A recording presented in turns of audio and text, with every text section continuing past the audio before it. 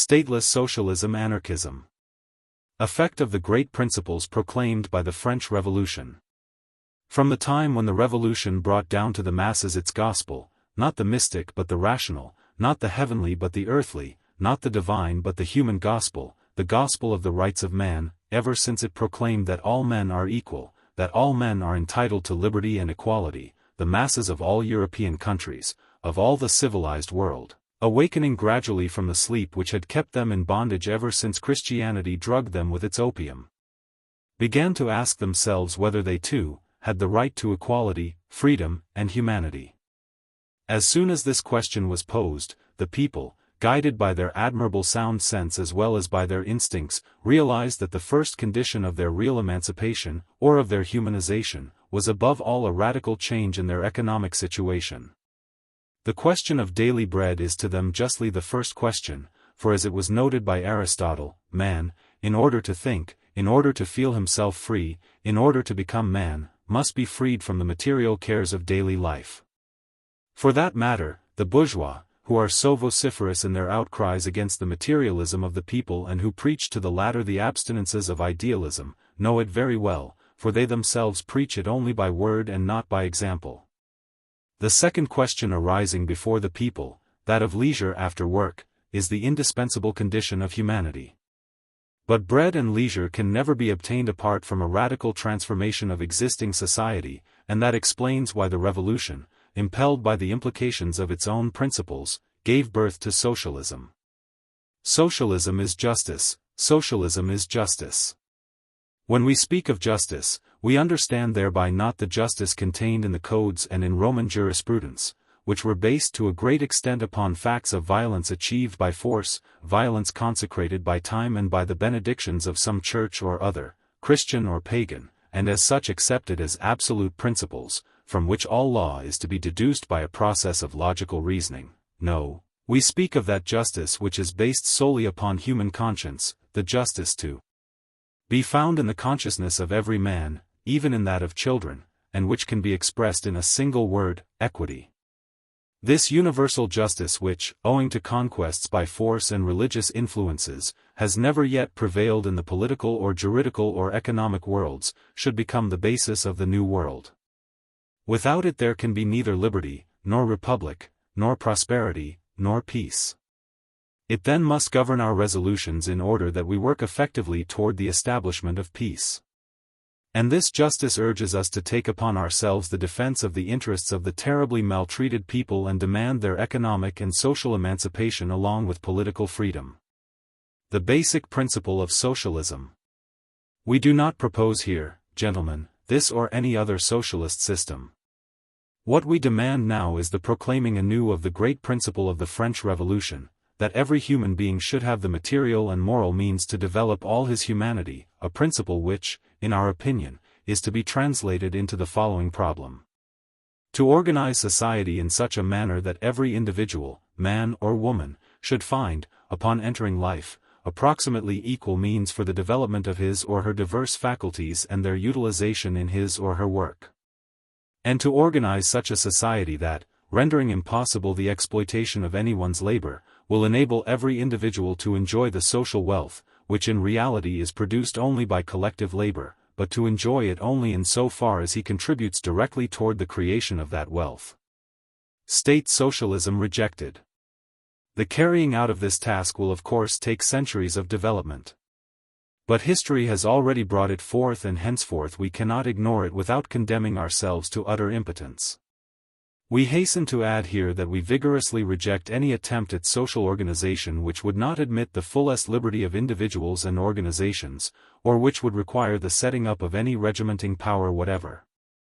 In the name of freedom, which we recognize as the only foundation and the only creative principle of organization, economic or political, we shall protest against anything remotely resembling state communism or state socialism. Abolition of the inheritance law. The only thing which, in opinion, the state can and should do, is first to modify little by little inheritance law so as to arrive as soon as possible at its complete abolition. That law being purely a creation of the state, and one of the conditions of the very existence of the authoritarian and divine state can and should be abolished by freedom in the state. In other words, state should dissolve itself into a society freely organized in accord with the principles of justice. Inheritance right, in our opinion, should abolished, for so long as it exists there will be hereditary economic inequality, not the natural inequality of individuals, but the artificial man inequality of classes, and the latter will always beget hereditary equality in the development and shaping of minds, continuing to be source and consecration of all political and social inequalities. The task of justice is to establish equality for everyone, inasmuch that equality will depend upon the economic and political organization society, an equality with which everyone is going to begin his life, that everyone, guided by his own nature, will be the product of his own efforts. In our opinion, the property of the deceased should accrue to social fund for the instruction and education of children of both sexes, including their maintenance from birth until they come of age. As Slavs and as Russians, we shall add that with us the fundamental social idea, based upon the general and traditional instinct of our populations, is that lost the property of all the people, should be owned only by those who cultivate it with their own hands. We are convinced, gentlemen, that this principle is just, that it is essential and inevitable condition of all serious social reform, and consequently Western Europe in turn will not fail to recognize and accept this principle, notwithstanding the difficulties of its realization in countries as in France, for instance, where the majority of peasants own the land which they cultivate, but where most of those very peasants will soon end up by owning next to nothing, owing to the parceling out of land coming as the inevitable result of the political and economic system now prevailing in France. We shall, however, refrain from offering any proposals on the land question. We shall confine ourselves now to proposing the following declaration. The Declaration of Socialism. Convinced that the serious realization of liberty, justice, and peace will be impossible so long as the majority of the population remains dispossessed of elementary needs, so long as it is deprived of education and is condemned to political and social insignificance and slavery, in fact if not by law, by poverty as well as by the necessity of working without rest or leisure, producing all the wealth upon which the world now prides itself, and receiving in return only such a small pan thereof that it hardly suffices to assure its livelihood for the next day. Convinced that for all that mass of population, terribly maltreated for centuries, the problem of bread is the problem of mental emancipation, of freedom and humanity. Convinced that freedom without socialism is privilege and injustice and that socialism without freedom is slavery and brutality. The League, for Peace and Freedom, loudly proclaims the necessity of a radical social and economic reconstruction, having for its aim the emancipation of people's labor from the yoke of capital and property owners, a reconstruction based upon strict justice, neither juridical nor theological nor metaphysical justice, but simply human justice, upon positive science and upon the widest freedom. Organization of productive forces in place of political power. It is necessary to abolish completely, both in principle and in fact, all that which is called political power, for, so long as political power exists, there will be ruler and ruled, masters and slaves, exploiters and exploited. Once abolished, political power should be replaced by an organization of productive forces and economic service. Notwithstanding the enormous development of modern states, a development which in its ultimate phase is quite logically reducing the state to an absurdity, it is becoming evident that the days of the state and the state principle are numbered. Already we can see approaching the full emancipation of the toiling masses and their free social organization, free from governmental intervention, formed by economic associations of the people and brushing aside all the old state frontiers and national distinctions, and having as its basis only productive labor, humanized labor, having one common interest in spite of its diversity. The ideal of the people.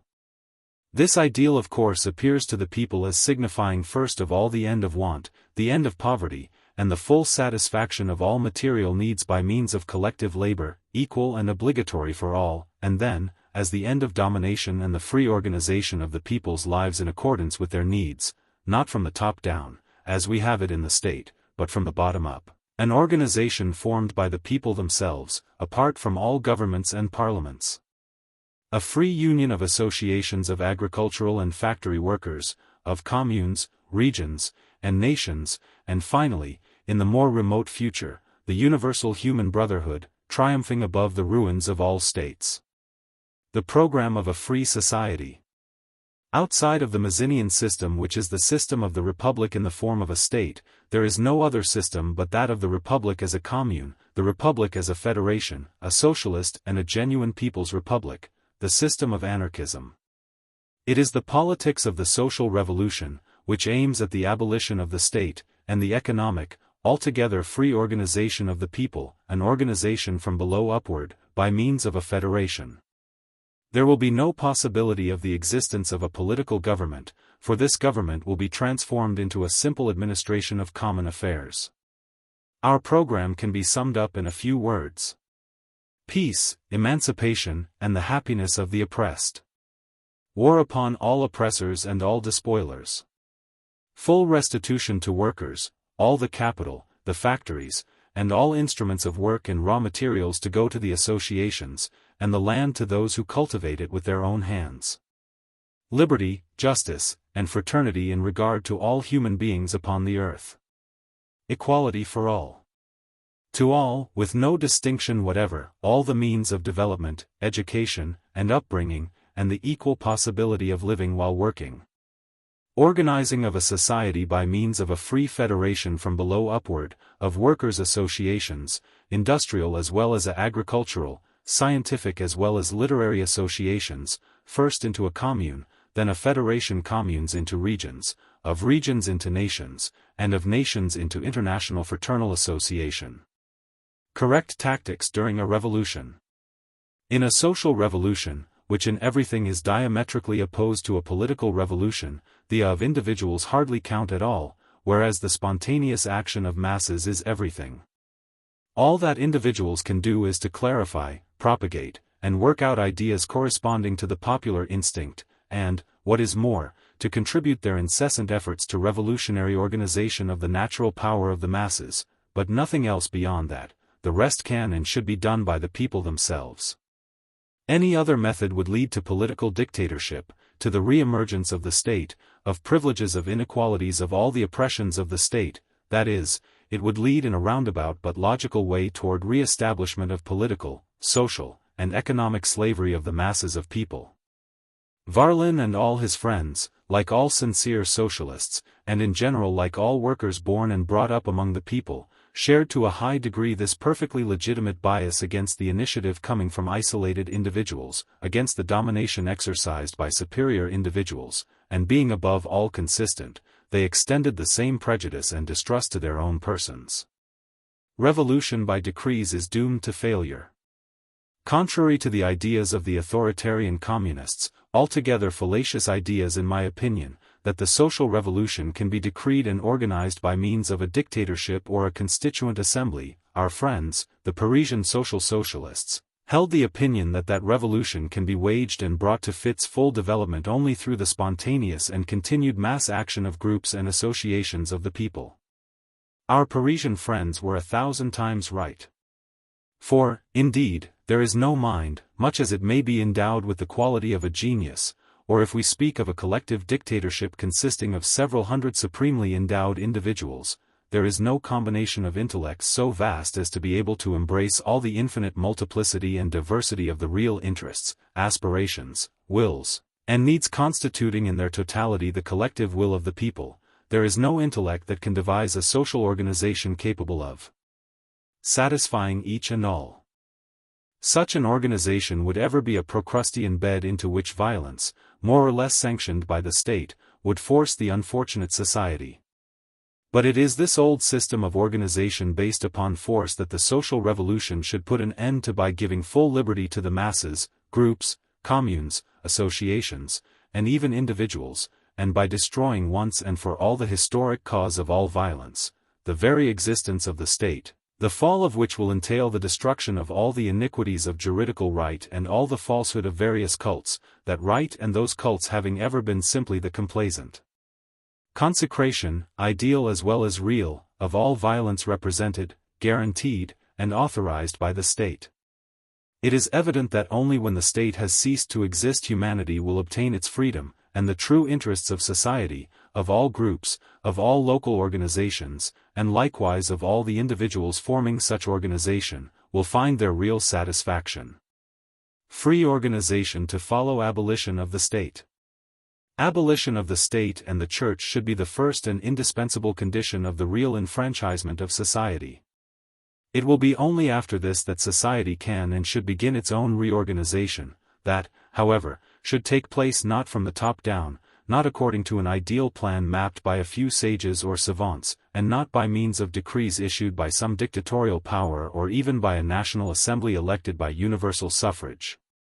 Such a system, as I have already said, inevitably would lead to the formation of a governmental aristocracy, that is, a class of persons which has nothing in common with the masses of people, and, to be sure, this class would again turn to exploiting and enthralling the masses under the pretext of common welfare or of the salvation of the state. Freedom must go hand in hand with equality. I am a convinced partisan of economic and social equality, for I know that outside of this equality, freedom, justice, human dignity, morality, and the well-being of individuals as well as the prosperity of nations are all nothing but so many falsehoods. But being at the same time a partisan of freedom, the first condition of humanity, I believe that equality should be established in the world by a spontaneous organization of labor and collective property, by the free organization of producers' associations into communes, and free federation of communes, but nowise by means of the supreme tutelary action of the state. The difference between authoritarian and libertarian revolution. It is this point which mainly divides the socialists or revolutionary collectivists from the authoritarian communists, the partisans of the absolute initiative of the state. The goal of both is the same. Both parties want the creation of a new social order based exclusively upon collective labor, under economic conditions that are equal for all, that is, under conditions of collective ownership of the tools of production. Only the communists imagine that they can attain through development and organization of the political power of the working classes, and chiefly of the city proletariat, aided by bourgeois radicalism, whereas the revolutionary socialists, the enemies of all ambiguous alliances, believe, on the contrary, that this common goal can be attained not through the political but through the social, and therefore anti-political, organization and power of the working masses of the cities and villages. Including all those who, though belonging by birth to the higher classes, have broken with their past of their own free will, and have openly joined the proletariat and accepted its program. The methods of the communists and the anarchists. Hence the two different methods. The communists believe that it is necessary to organize the forces of the workers in order to take possession of the political might of the state. The revolutionary socialists organize with the view of destroying, or if you prefer a more refined expression, of liquidating the state. The communists are the partisans of the principle and practice of authority, while revolutionary socialists place their faith only in freedom. Both are equally the partisans of science, which is to destroy superstition and take the place of faith, but the first want to impose science upon the people, while the revolutionary collectivists try to diffuse science and knowledge among the people, so that the various groups of human society, when convinced by propaganda, may organize and spontaneously combine into federations, in accordance with their natural tendencies and their real interests, but never according to a plan traced in advance and imposed upon the ignorant masses by a few, superior, minds. Revolutionary socialists believe that there is much more of practical reason and intelligence in the instinctive aspirations and real needs of the masses of people than in the profound minds of all these learned doctors and self-appointed tutors of humanity, who, having before them the sorry examples of so many abortive attempts to make humanity happy, still intend to keep on working in the same direction. But revolutionary socialists believe, on the contrary, that humanity has permitted itself to be ruled for a long time, much too long, and that the source of its misfortune lies not in this nor in any other form of government but in the principle and the very existence of the government, whatever its nature may be. It is this difference of opinion, which already has become historic, that now exists between the scientific communism, developed by the German school and partly accepted by American and English socialists, and Prudhonism, extensively developed and pushed to its ultimate conclusions, and by now accepted by the proletariat of the Latin countries. Revolutionary socialism has made its first brilliant and practical appearance in the Paris Commune. On the Pan-German banner is written, "Retention and strengthening of the state at any cost." On our banner, the social revolutionary banner, on the contrary, are inscribed, in fiery and bloody letters, the destruction of all states, the annihilation of bourgeois civilization, free and spontaneous organization from below upward, by means of free associations, the organization of the unbridled rabble of toilers, of all emancipated humanity, and the creation of a new universally human world. Before creating, or rather aiding the people to create, this new organization, it is necessary to achieve a victory. It is necessary to overthrow that which is, in order to be able to establish that which should be.